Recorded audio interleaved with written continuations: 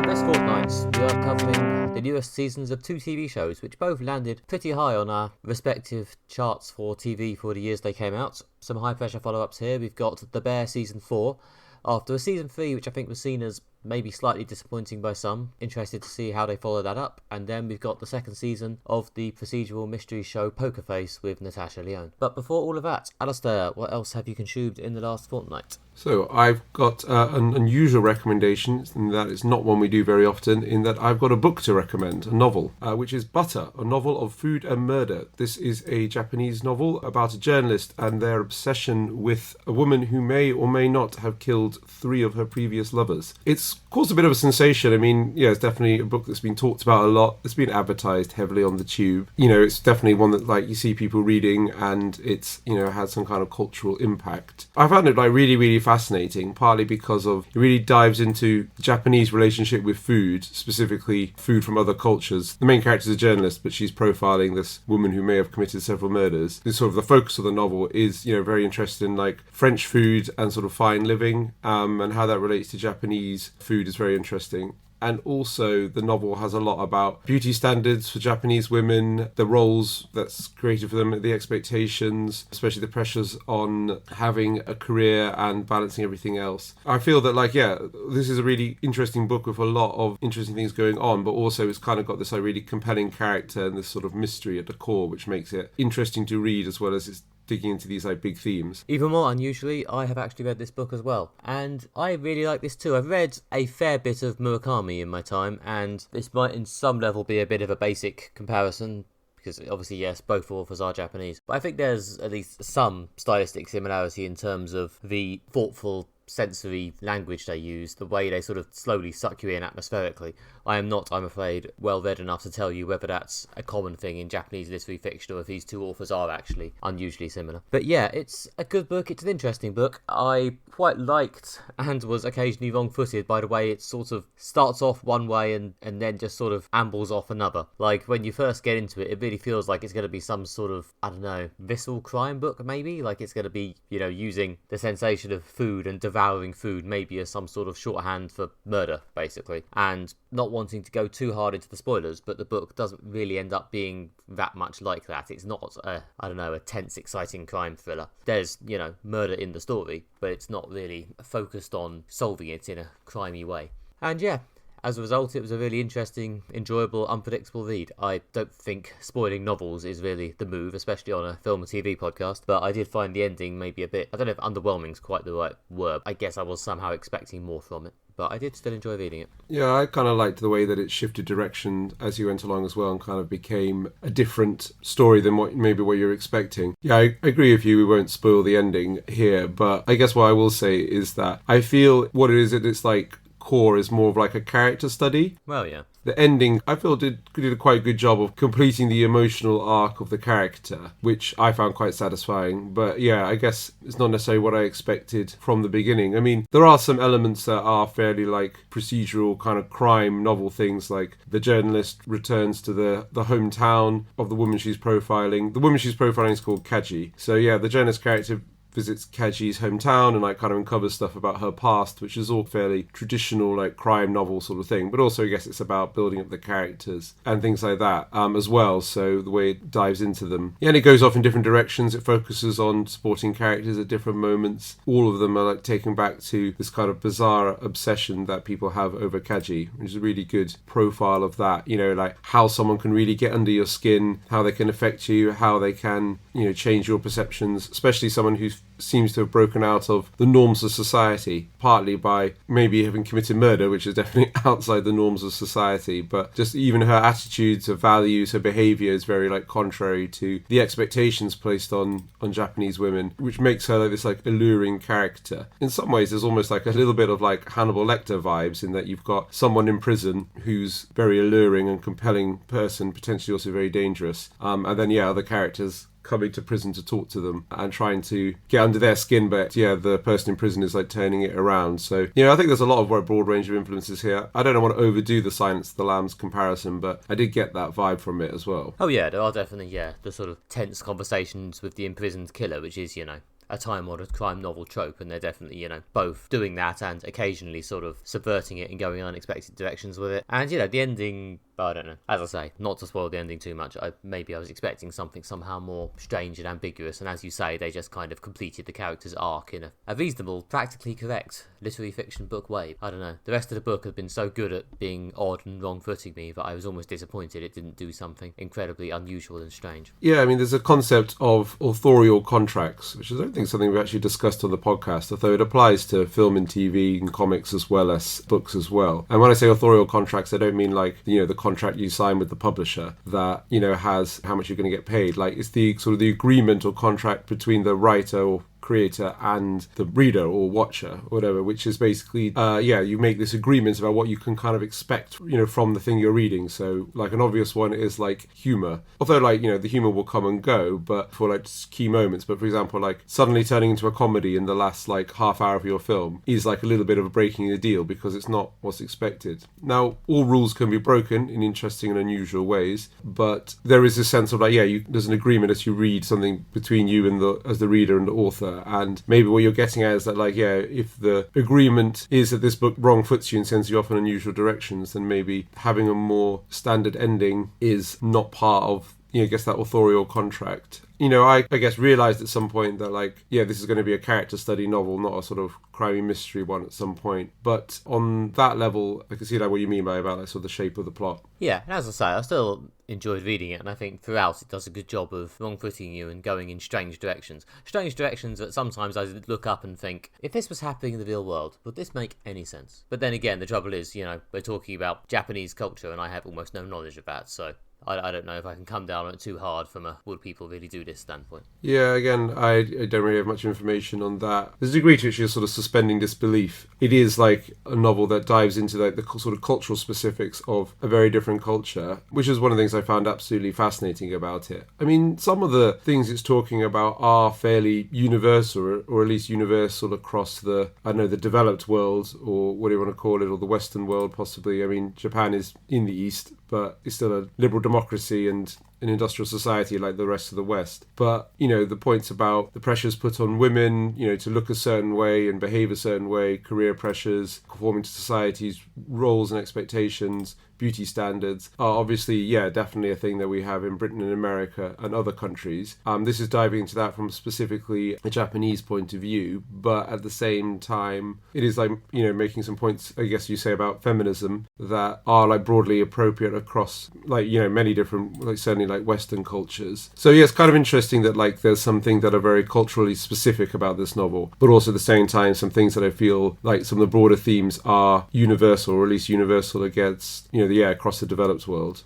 Well, yeah, I mean, I think as this book's been very successful, and I think, probably one of the key points there is, it's both tapping into these universal feelings, but also in a way that's interestingly different to us, because it's not, the culture we live in, which is why I guess this has been, one of the reasons why this has been quite successful in the UK, because it's just a very interesting book to read. Plus also it's got lots of really, really appealing descriptions of food. Yeah, that's the other thing. It's caused some debate with people I've spoken to about the book. Some people are basically the descriptions of the food are really, really appetizing, and some people found them just sort of really sinister and off-putting. It's kind of seeing a big divide about how you feel about the food. I love the descriptions of the food. I thought it really made it all sound really, really good. Beautiful descriptions of food and the textures and flavors and sensations of it. Possibly my favorite bit about food, and maybe my favorite bit in the novel, is kind of roughly in the middle, I won't spoil too much about it, is there's a key scene in which the journalist character has to eat a certain type of noodles, things like udon noodles. I think it's more specific in the book, I'm trying to remember. Anyway, you have to eat these noodles pretty much straight after having sex, and it's just a really well written, interesting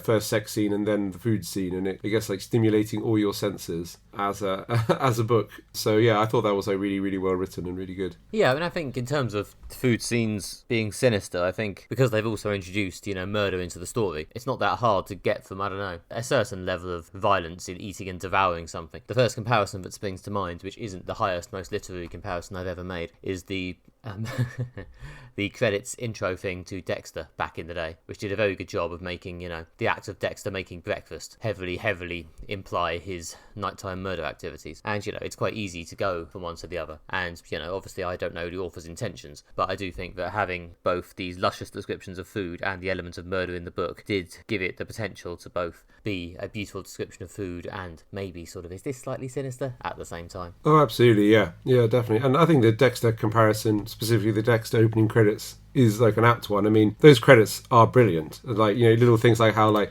the splattering of ketchup on the eggs just looks like blood, kind of the knives, the grinding of coffee just looks really sinister. I mean, I was watching that show, I think in the first season, and a housemate of mine walked into the room. She hadn't seen the show before, but knew it was basically about murder and just saw the opening credits in isolation. And then she just said, that is one of the most disturbing things I've ever seen in my life.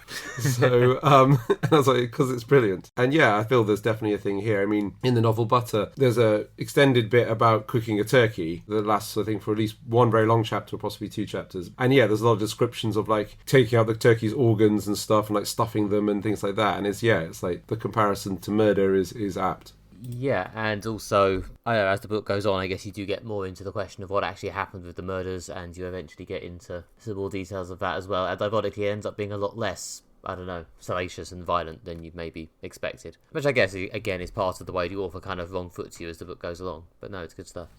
Yeah, exactly, yeah. I would recommend this book. Certainly, it's really interesting. It's really well written. It is just like compellingly written and like a great story. And yeah, it's becoming popular. So yeah, read it before it becomes overhyped. But I felt it lived up to the hype. I was very pleased that I read it. I can recommend that to our listeners. So I've been reading a very interesting Japanese novel. What have you been up to recently, Nick? Strangely, I too have read a book, which is possibly a podcast first in 247 episodes. I can't remember. I think it actually is, yeah. Wow, my God. Yeah, I have read The Ministry of Time by Kaliane Bradley. This was a successful 2024 debut novel, so, comparatively up to date. And this is a sci-fi romance about a woman who works for the fictional Ministry of Time, a UK government agency that has discovered time travel, and her ongoing entanglement with a man from the past who she has been assigned to babysit. And obviously, inevitably, this gets increasingly complicated, especially when time travel shit comes into it. And yeah, I read this recently. In all honesty, having done no research about the book, none whatsoever,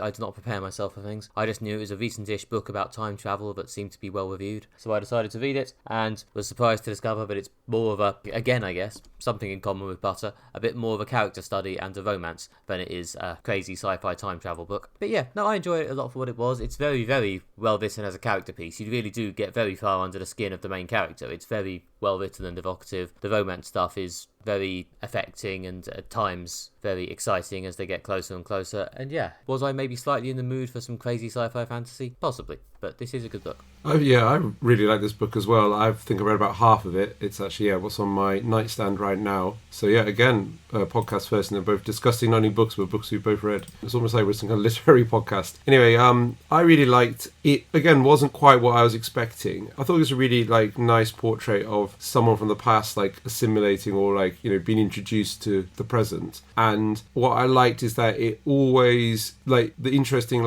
points were of conflict and things like that were never the ones you expected. At first I thought would the man be horrified by the liberation of women that's happened in the intervening time, or the rise of gay rights or immigration and stuff, and those are the obvious things to do, but the book kind of swerves those, and the guy seems largely okay with that sort of stuff, but occasionally just has some very visceral responses, he really doesn't like cars because he thinks they're kind of pointless, until he discovers a motorbike and then realize that that's kind of cool. It's another one that makes it's interesting because it's doesn't necessarily do what you expect and kind of catches you off guard at times. Well, he's the romantic lead. He probably has to not be a racist. Well, yeah, I mean, maybe, not being a racist, obviously, but I guess what I felt is, that, they could have been more obvious about things. I guess, obviously not being a racist is kind of crucial for writing a novel people like. But yeah, no, I mean, that is the big, I guess, the big thing they're digging into here, apart from the romance, is the idea that, this guy from the past, well, there's this whole group of these expats from the past who are settling in. There's obviously, as well as the fun time travel stuff and the romance stuff, there's obviously a certain level of immigration analogy here, to the point that they refer to these time travellers who are settling into the present day as expats. And a lot of the story is how they adjust to life nowadays, and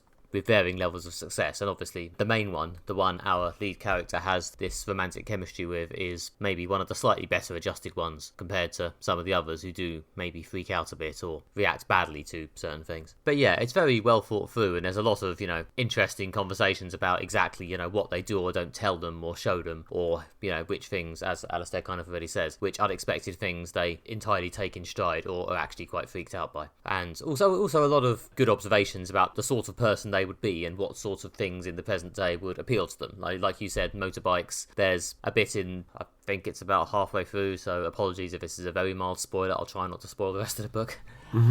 Where she takes him out. I think there's some medical tests at the ministry, and he ends up spending the entire time bantering with the male employees, and she realises that because he's some sort of military guy, he just misses the company. Yeah, Navy. He just misses the company of other men, which is a nice observation and well played, and it also gets to show the character in a slightly different light. So yeah, it's all very well written. Yes, I really like that scene. It's quite well observed, which is what the novel is really good at, these sort of well observed sort of moments. Enormous amount of research must have gone into this. I feel that the characters from the late 18th century Navy man, he was on a ship that got stuck in the ice, I think, trying to find the Northwest Passage. So, and there's just seems to be an enormous amount of research that's gone into like what these people were like, and like the Navy and sailing at the time, and then all of that's put into the character and kind of like held beneath the surface, rather than it's not one of those books like a Neil Stevenson novel when the author feels the need to like include like all their research and like cram it in and really show off the amount they've learned about the subject. But like there's clearly a lot of thought gone into this character,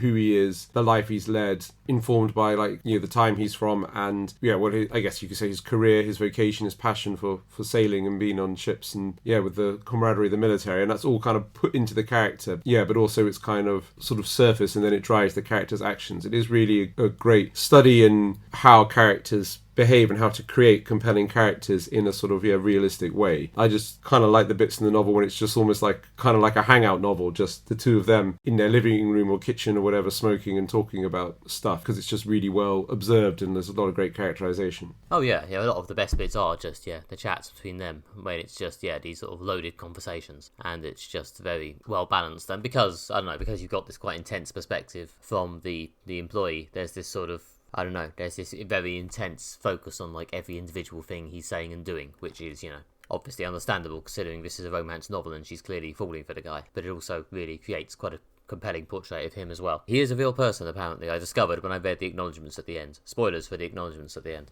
Oh, I did not know that. Oh, he's a real person, yeah. Well, that makes sense. Apparently the author, partly became interested in him because he's a minor character in the AMC TV show The Terror, which I have heard other people like strongly recommend before. This does seem to be a show that has inspired a lot of enthusiasm in people, up to and including this novel. So one of the big things I took away from this, to be honest, is at some point I really must watch the AMC TV show The Terror.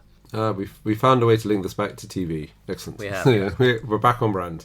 Yeah, no, I didn't realise he was a real person, but it makes sense. Yeah, there's, I guess, a lot to research there. It's one of those novels when there isn't like an enormous amount of plot. It sort of like unfolds quite slowly, and there isn't like a huge amount of like events, and like at one point I think like I'm about halfway through this novel and like there hasn't been a huge amount of like plot points, whereas like some of the novels I read, like sci-fi novels and stuff, some of the more adventure ones might have cannoned through like who knows how many plot points and strange situations by this point. And it was really refreshing to read something that it's well paced and kind of unfolds at its own pace in its own time. Has this kind of like detailed like study that's like well paced and things like that. So like I enjoyed it on that level. There is a certain level of realising, I'm getting quite close to the end and they're still just kind of hanging out. This really isn't going to be a very like plot-focused novel, is it? This really is just going to slowly explore their relationship right to the bitter end. And to be fair, there is eventually some action, but that's very much what it's focused on. Yeah. This is another book I can highly recommend, especially if you're a fan of slightly different, slightly odd science fiction, in that it's a sci-fi novel about time travel, but it takes like a very different slant on it compared to most of the other like sci-fi stuff that's like about time travel that you might have read, which I thought was good. It's also like, and this is something I'll come back to with The Bear, it's kind of really funny in a quite subtle or slight way, similar to the way that The Bear is. It's not like comedy straight up, Well, The Bear is a comedy, more of a comedy. We'll come to that very shortly. But there is a real sense of humour in it, which is partly just caused by the oddness of like someone from the past encountering the present and finding the mundane strange, which is interesting and funny. But there is just a real like tinge of humour or like clever observations to it that I thought again was nicely, subtly done. Yeah, no, I agree. There is, some good fish out of water comedy here, which just helps them seem a bit more real and human, to be honest. Again, really focuses the fact that this is more of a character study than it is a crazy sci-fi adventure. But yeah, I really enjoyed it as well. Good book. I'll have to find that crazy sci-fi adventure somewhere else, but I did really enjoy this. Next up, this episode, we will be discussing the 4th season of The Bear, the very, very tense and quite emotional kitchen-based restaurant drama series that actually brings out a season each year, which is a novelty in the modern age. This is picking up from season 3, which, as Nick said at the top of the episode, was not as glowingly received as the first or second season, but this time the Bear cast have to deal with the approaching wedding of Tiff, which will be a big emotional moment, and also the restaurant's backer setting a timeline for them to turn a profit and turn the restaurant around. At the same time, there's also the usual Kami dealing with the trauma from his past, and Sydney deciding whether she wants to stick with the Bear or jump ship to a different restaurant. A lot going on this season. We've seen the complete 4th season on Disney+. Nick, what did you think of it? Yeah, it's been interesting watching the reaction to this, whereas I think the general consensus on season 3 did kind of focus on, this is a bit disappointing, it's maybe a bit slow and ponderous, which I think I was on the positive end of. I did broadly like it, but I do agree it maybe could have used a bit of a kick up the arse at times. This, I've seen everything from, it's still quite slow, to stunning return to form, and once again, I think I'm on the positive side of that. I do think this is pretty much back on the good stuff. I really like this show.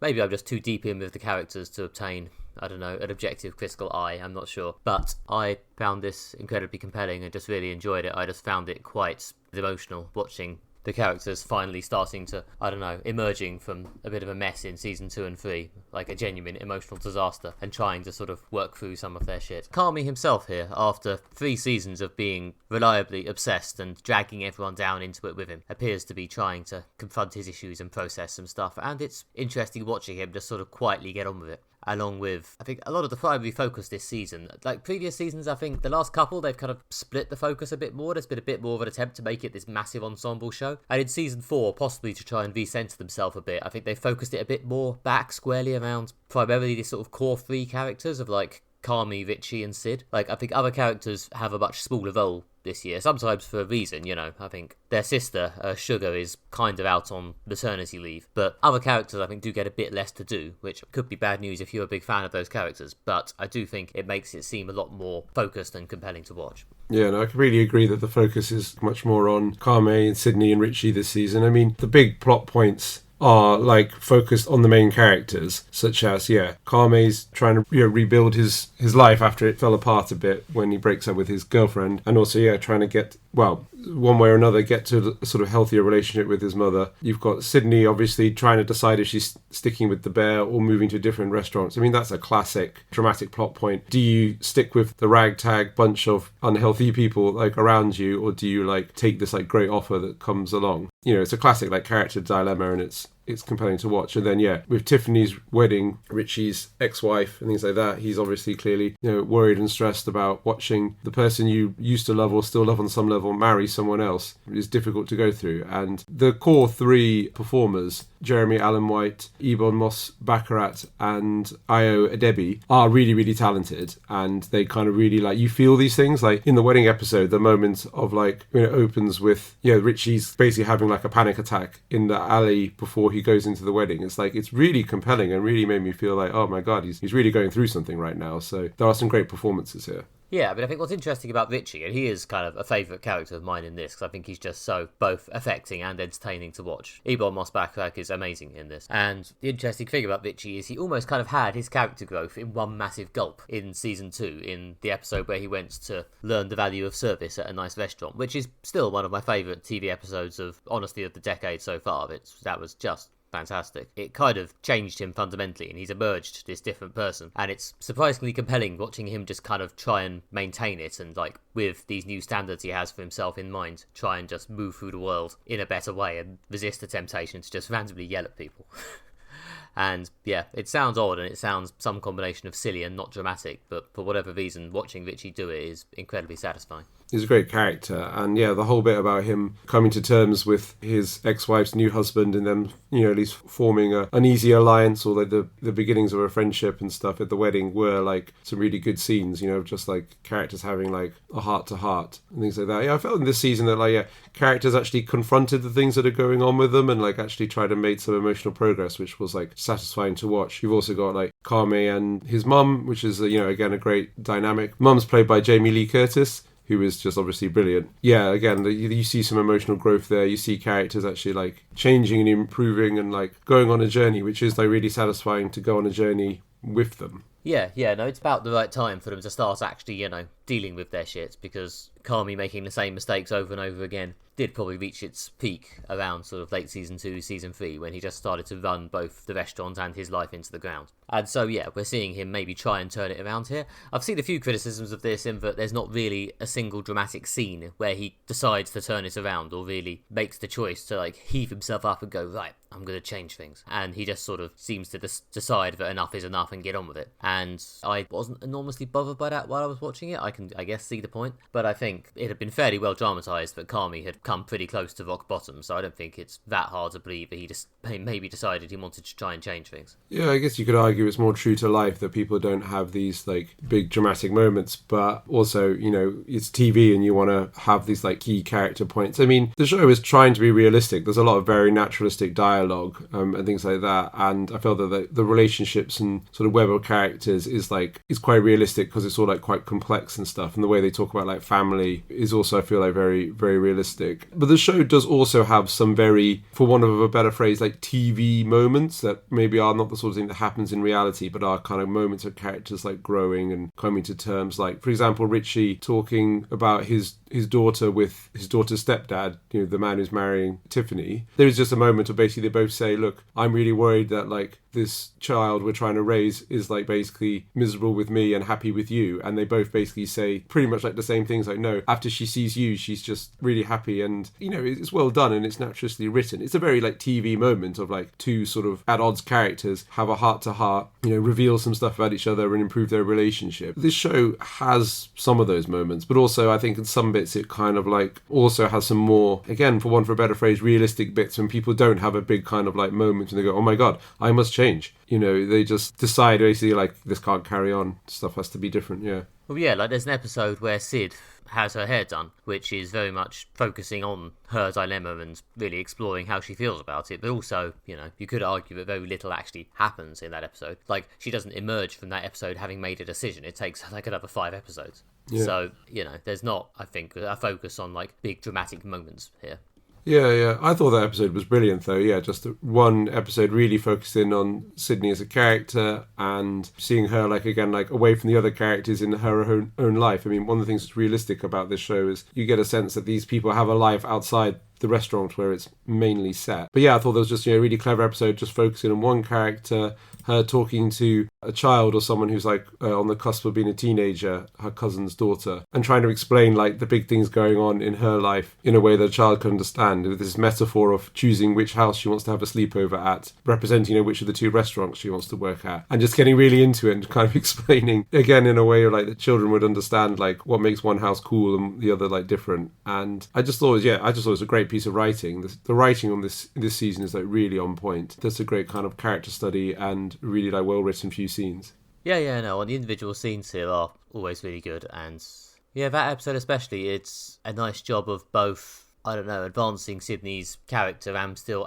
I think the new characters introduced, and this is another thing this show does quite well, is making these relationships feel lived in without necessarily needing to show them in enormous detail. Like, you understand the relationship Sydney has with her friend who does her hair, even though you only see them in this episode and it's possible you'll never see them again. Yeah, exactly, yeah. It's part of, what makes them more complex and compelling characters. Like, they have these like huge family, Kami, Richie, sort of sprawling family. It really implies that like people have big and complex families is kind of how it works in the real world. And, a lot of fiction, people have like really small families and it's quite unrealistic. I think we mentioned this in the podcast before. I've certainly had it pointed out to me at like literary talks. It's just easier for writers to like control the environment if there's like fewer characters, and like so in fiction you get like a lot of characters who are like only children, which is like relatively rare in the world, though obviously not like extremely rare, and that's just because it's just easier if people don't have siblings because it's just more characters to create. Yeah, but the Bear is not like that at all. Everyone's got like a rich big world. There's this like huge web of characters. It's kind of been expanding the cast, adding more and more people as time goes by, the kind of web of people around them, but it does make it feel like a believable family and sort of environment. And again, the episode with Sid, you know, seeing some of her friends and talking about, you know, in abstract, calling people on the phone who, you know, you've never heard of and never appear, but obviously, yeah, Sid has a whole rich life with lots of people in it, and that's what makes this show kind of compelling and realistic.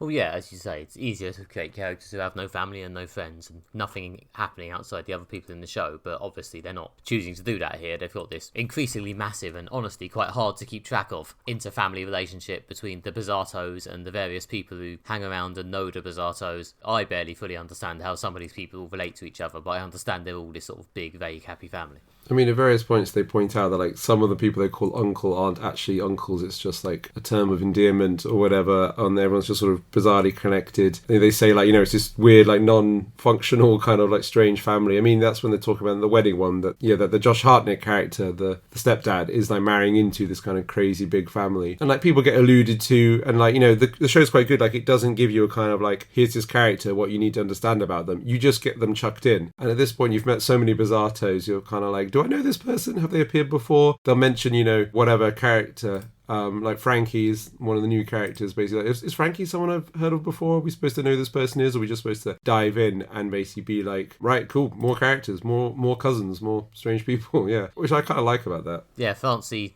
Fack, who's one of the Facks, who are another family who are seemingly entangled with the Bizzatos, who again turns up and has this quite funny sort of TV comedy spat with Sugar in the wedding episode. Yeah, and it's Brie Larson. Yeah, and obviously it's someone very famous, as it often is in this show. Although, you know, I didn't think the here's a celebrity cameo for the sake of it was quite as bad this year. Another thing they've dialed back on a little bit. Yeah, and also what they've done is they've brought back some of the celebrity cameos to make them feel more like characters who are like reoccurring. For example, one of my favourite bits in this season was Bob Odenkirk coming back as Uncle Lee and having a genuine heart-to-heart with Kami, and actually, yeah, again, characters talking through some stuff and kind of getting to a better place, and, you know, and kind of resolving some of the issues that had come up in the past. You know, I kind of thought that was like good. We're building out these characters. We're not just throwing out celebrity cameos because everyone wants to be in the Bear. You know, like actually like kind of doing these like scenes and like developing characters, and like it is like, you know, I know, a short play really, just two people hiding in a kitchen at a wedding having a heart to heart. And obviously Bob Odenkirk's a great actor, so is Jeremy Allen White, so it's just great to watch. Yeah, again, that was just like a really compelling, brilliant moment. Yeah, but it's interesting in terms of these characters all working out their shit, because, you know, their shit is what drives the show. You know, I really enjoyed this season, but I did come away from it thinking, I'm not sure this show can/should run for another 4 years. Like, I would not be surprised, or, much as I love the show, disappointed, if they announced that the next 1 or 2 seasons are the last. Yeah, exactly. It feels like they're building towards some form of ending, I guess. I think we said this before though, but the finale, I don't feel the need to spoil the details, does feel like it's actually they're moving things forward and trying to get to something that could be considered an ending. But I don't know, maybe this is one of those things that people just want it to like just run and run and run. I don't know. Well, yeah, I understand the appeal of just keeping it going as a sort of slightly stressful hangout show. But, yeah, I don't know. I feel like if they actually are trying to just tell a story, that story is probably closer to the end than the beginning at this point. Although, the pacing in terms of plot beats on this show can be quite slow. So, you know, who knows how long they can keep it going for. Yeah, exactly, yeah. There definitely was a sense of like progression in this season, which I liked a lot. As well as like, again, some like, you know, phenomenal episodes that were just like great to watch in their own right. The wedding as a whole I thought was really good, with all these like characters and different like dramatic things happening in different points and stuff, and like lots of plot lines being like weaved together. That was a great episode. We've mentioned the hair episode. I thought the episode that ends with Kami and Claire having the first chat since the breakup, I thought that was just like a brilliantly written scene, how they like, you know, they start friendly and then they just get like angry because everything that's happened, and they just sort of like almost like incoherently shouting over each other, and you can't really like tell what's exactly been said because like it's just people like sort of talking, and then like it just again felt like a realistic confrontation, and then at the end they kind of get to a better place. Yeah, no, that was a great scene. I thought the last couple of episodes were really, really good as well, in different ways. The penultimate one had a bit more broad scope, and in the last one there was this, again, we don't feel the need to spoil what happens, but the actual episode was kind of a contained bottle type episode with the 3 main characters. Aptly, I guess, as we've said, we're sort of focusing in on them a bit here, dealing with their shit, and I thought that was really good as well. Those 3 actors, as we may have said, are very good. Yeah, again, at the end, coming back to this core cast, focusing on them. Yeah, which is more of the focus of this season. Yeah, and I thought the writing, as I said, was really good this season. I felt very strong, like, connection to Kame especially, and like what he's going through and stuff. I just felt, yeah, that was like vividly done. And as we said when we were discussing Ministry of Time, this show is really funny, but in a slightly odd way. I really love the sense of humor and like the tone. It's very different to a lot of comedies, but there are just some like hilarious moments, such as like at the wedding there's this guy who's been fired by the groom twice, and he's just trying to hide because he's going to get chucked out if he's like found at the wedding. Or there's just these kind of like, every so often there's just like a strange scene of people talking about in a really like weird way. Or like, again, like when the Frankie Frack character first appears and just starts yelling at Sugar. It's really, really funny. And like there's other little moments that are just like kind of a bit odd and a bit weird and like just sort of funny in a sort of offbeat way. They just really like the sense of humour from this show. Yeah, it's just continuing this vibe of they're all family, and it's this certain type of volatile family dynamic where they can and do just sort of start yelling at each other at any given time. And it's just quite funny because it just means that things can just suddenly blow up in a enjoyably ridiculous way. And yes, it's very funny. I know there's discourse in Hollywood about, the Bear dominating the Best Comedy Show awards when is it really a comedy? But I don't know. Makes me laugh. I think it is. I mean, it's a comedy drama, let's be honest, but, there's definitely jokes in it.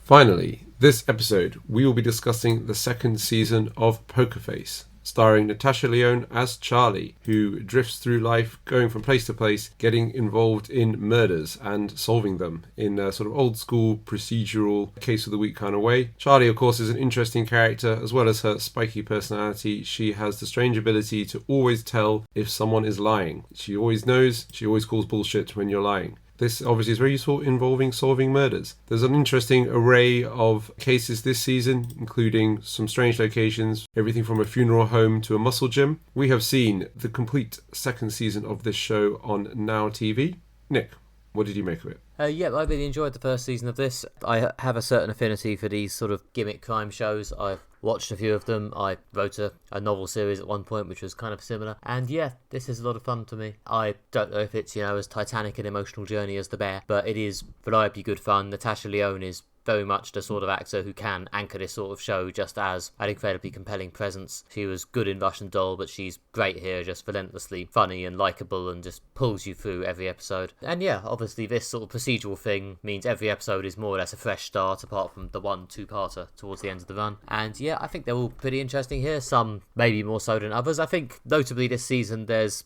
a certain lightness of touch here, maybe reflecting the fact that for a large chunk of this season, the main character isn't like on the run or being chased or pursued or in imminent danger. She's just sort of ambling around, getting into scrapes. And as a result, there's a certain sense of her just kind of bumming around. And some of the cases are a bit lighter and sillier. Yeah, they're maybe toying with the format a bit. It's not always quite as simple as there's a murder and then Charlie shows up, although that is usually what happens. And yeah, no, I enjoy it a lot. It's just reliable, good fun. A show from the strange genre of light entertainment murder.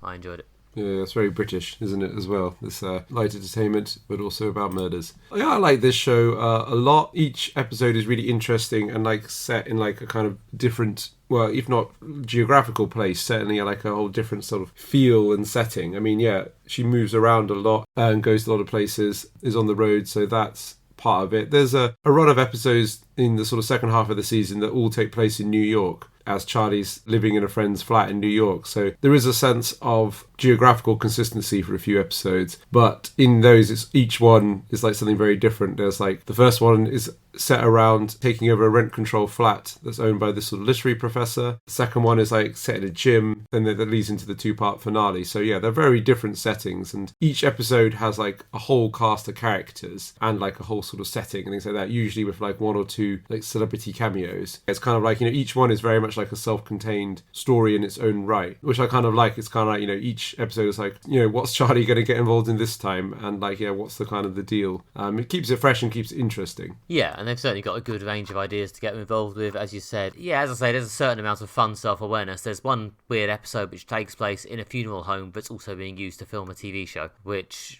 seems slightly strange, but does somehow work. And also it has Giancarlo Esposito in it, who is always good to see. Yeah, he always does a great performance. And yeah, that episode has, again, that slightly kind of odd tone that Poker Face goes for. Like, it's hyper real or just slightly surreal in that, like, these are not, I don't know, normal environments. For example, like, does the first episode centers around, is it quadtuplets? Like 4 identical kids, and one of the twists is that there's actually a 5th one. I mean, spoilers for the first episode of the second season, but it's just like a very unusual thing. It's not aimed at believability, it's aimed at this sense of like, this is a bit odd, and like we're kind of in a sort of slightly different world where strange things happen. But like, not strange things as in supernatural or whatever, but just slightly odd. Well, yeah, you've got to allow for the fact that Charlie does just turn up. There's nearly always a murder, and there's nearly always some weird people around doing something strange or silly. Like, there's an episode about 2/3 through the season called The Sleazy Georgian, in which she stumbles into this sort of elaborate con that's being done by this one random guy in a bar played by John Cho, and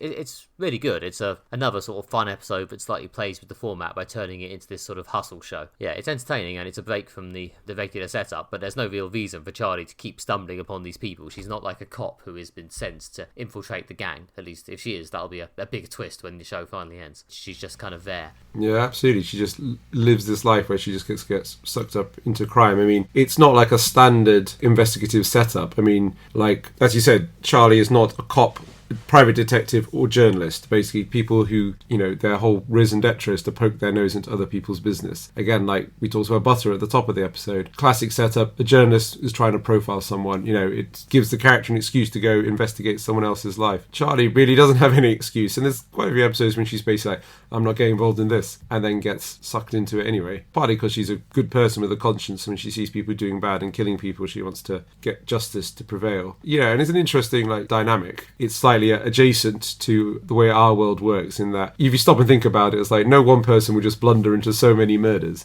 But it's just, you know, it's just how the show works. Well, yeah, again, a lot of it is sort of the person Charlie is and the role she ends up playing. Like, she's going from location to location. She often ends up getting these, like, silly, menial little jobs in these larger businesses or these little subcultures, and just stumbles across the wrongdoing that's happening. And because she's, a good person who cares about the people around her, even though you could see her at times this season sort of slightly bemoaning this and wishing she could just, leave it alone, she can't stop herself getting involved and, giving a shit. Yeah, exactly, yeah. She's a good person to say that. And I guess she's got this kind of, like, the character is very much like active and gets like stuck into things and things like that, and has this sort of interesting spiky personality that involves talking to strangers and like digging up stuff. Yeah, it's in the nature of her personality, I guess, to get involved in things, and it's a very like clearly drawn character with a specific personality. And yeah, Natasha Lyonne is really good in the role. She's like perfectly cast, and it's well written, and like the core of this show is Charlie on her adventures, and she's just a good character to hang out with and just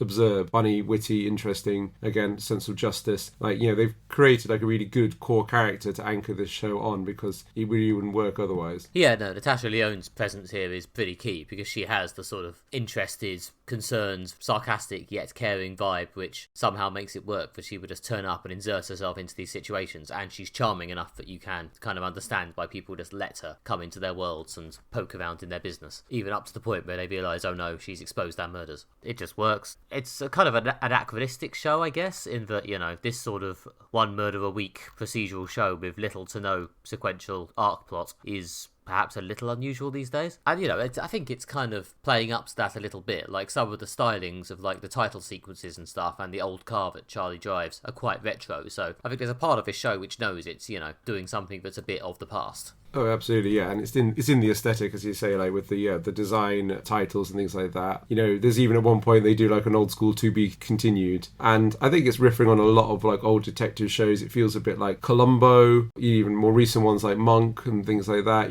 These kind of, again, case of the week crime things, usually about a slightly unusual character who, wherever they go, get sucked into some kind of murder that's taking place. Like Murder, She Wrote, Diagnosis Murder. All these sort of things are very much like what this show is riffing on. It does feel feel like consciously retro, again in the sense of like, yeah, literally like case of the week, almost no arc plot apart from like a few bits basically the beginning and the end of each season that kind of shift the dynamic a bit, but there isn't really much of that. You really are basically tuning in this week to see what scrapes Charlie going to get into. Yeah, and as I say, I think they've, having established their format pretty well in season 1, there's a bit of playing around with it this year. There's an episode set in a primary school where no human being actually dies. As I say, there's the episode where she infiltrates this sort of group of con men. And yeah, there's some interesting twists, as well as quite a lot of just like straight murders. I mean, I really liked both those episodes. I thought they were really good. The school one was brilliant. About, it's the murder of the class gerbil or something like that, isn't it? Yeah. That is just an excellent episode. Again, they're all well written. Like, I really liked the con one as well. That didn't go in the direction I thought it was going to go. I mentioned the New York apartment one. That's quite good. There's one set in Florida with this very Florida story of the cop with the gator. Yeah, with Kumail Nanjiani as this ridiculous cop. Yeah, that's one of the bigger ones in terms of the level of like silly comedy they're going for, but it is a lot of fun. That was a very silly episode, but it was hilarious. I like that a lot. Yeah, the gym one also was good. Isn't there's one like about baseball? I mean, like they're all good. I can't think of there's any of the ones that were duff. But the ones that jumped out for you the most was like the classroom, the con one, Florida one. They were probably the ones that really jumped out. It's like, this is just great TV. Like really like well done. I thought the first one was actually really good as well, with the quadruplets/quintuplets. Yeah. With Cynthia Erivo as all of them, playing this ridiculous multiple role. And yeah, it was ludicrous having her just rushing in and out as all these different characters, but somehow it worked. They did the thing that Orphan Black was always really good at, which is the funniest bit is like one of the characters trying to pretend to be one of the other characters. This bit's always really good. Yeah, and there was obviously like phenomenal list of guest talent this season, which really liked. Awkwafina turns up in one episode, she's really good. Yeah, so Aaliyah Shawkat, who played Maybe in Arrested Development, turns up at one point. Yeah, as you mentioned, the Florida Man episode, there's again a huge range of guest stars. Again, also, she befriends Steve Buscemi, who's like an old school trucker radio operator. He never appears in person, you just hear his voice on the radio, but Steve Buscemi's got such a distinctive voice, it's just recognizable. So yeah, similar to The Bear, this is one of those shows that it looks like everyone wants to be in, and they really enjoy getting in celebrities to pop up. I mean, each episode being a case of the week, they pretty much get someone famous in to play a murderer or be murdered, sometimes both. You know, it makes more sense that they have this like high turnover of big names because each episode is like completely standalone, apart from a very few. Yeah, and the couple of episodes that did tackle the arc, such as it is, things like the mob hit that was out on Charlie, and towards the end when they do a big two-parter with her confronting a deadly assassin. That's really getting towards the sillier end of the scale, but it was still good fun. Yeah. No, it was good. Yeah, and then they set up a new dynamic for the next season, which probably be similar to the dynamics they've had before for standalone episodes, but there will be a slight change at the end of the season. I guess there's no need for us to spoil how the season ends, but I did really like the final episode. I thought it was dramatic, it was tense, it had great sense of plot and things moving forwards, and a good twist. So yeah, I thought the series ended on a high. Yeah, no, I thought this was really good. I don't think it's been renewed for season 3 yet, based on my googling around the subject, which is extremely disappointing. Peacock Network in America, come on, renew Poker Face, do it now. Thank you. Okay, and that was Moderate Fantasy Violence. Thank you very much for listening. If you have enjoyed it, then why not go to our website at moderatefantasyviolence.com, where you can listen to our frankly terrifying number of previous episodes, along with a few outtakes and articles and such. And if you really enjoy all that, then why not leave us a nice 5-star review. You can also find more from us on Blue Sky by searching for @MFV Podcast, or you can follow us on Facebook by searching for Moderate Fantasy Violence. You can get more from me by searching for Alistair Ball on Blue Sky, Instagram or TikTok. You can also visit Red Train Blog to get more of my writing, or find my theatre reviews at everythingtheatre.com. If you head to Everything Theatre now, you can see my coverage of the Camden Fringe, London's possibly largest festival of fringe theatre, and a lot of interesting shows that are happening. So yeah, head there to find out more about my adventures in the theatre. And you can get more from me by going to nickbryan.com on the internet, or indeed on Blue Sky, and also on Instagram, although on Instagram you have to type out the word dot rather than a dot. And there you can hear more about my self-published comics, including the next one, which is coming sooner than you might think. And even sooner than that, of course, is the next episode of Moderate Fantasy Violence, in which we will be talking about Eyes of Wakanda, the latest Marvel TV show. There's always another one. And then we'll be talking about K-pop Demon Hunters, the movie sensation of the year so far, arguably. Is it aimed at us? Let's find out. Until then, have a good one. Bye-bye. Bye.